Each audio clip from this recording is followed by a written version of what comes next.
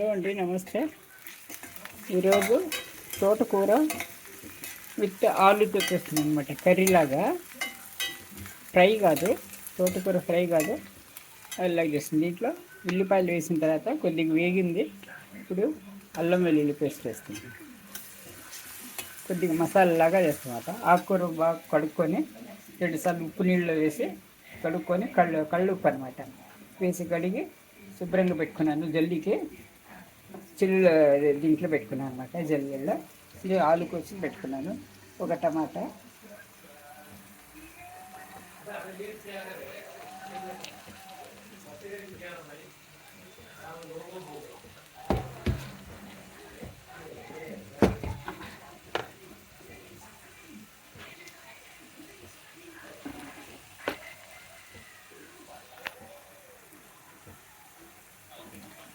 ఇంట్లో పసుపు అండి, కొద్దిగా పసుపు,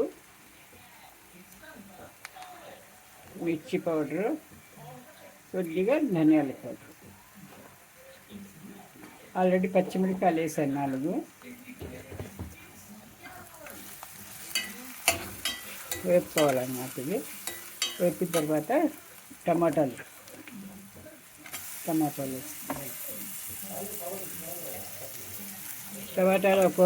ఒక నిమిషం మగ్గిన తర్వాత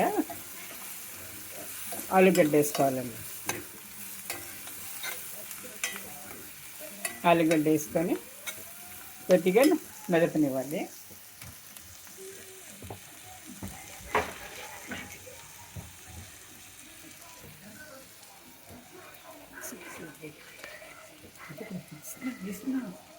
ఐస్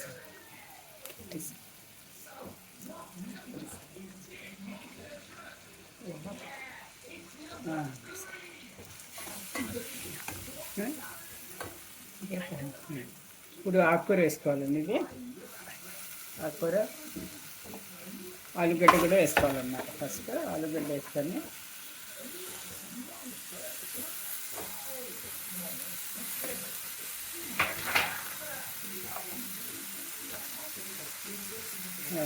వేసుకోవాలి. ఇది మీడియం ఫ్లేమ్లో పెట్టాలండి, చిన్న సైజ్. దీంట్లో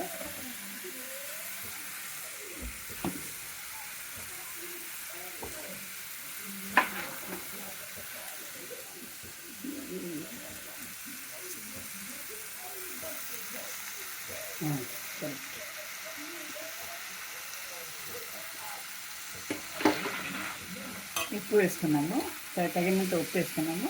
ఇప్పుడు ఆకుకూర కూడా వేసుకోవాలండి. తోటకూర ఇది ఫ్రై కాకుండా ఇలా కూడా చేసుకోవచ్చు అన్నమాట. చపాతీలోకి బాగుంటుంది.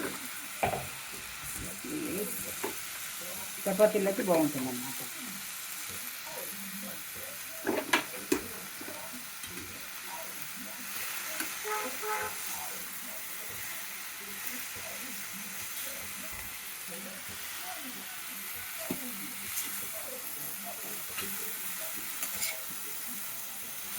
కారము, ఉప్పు అంత వేసుకున్నాము.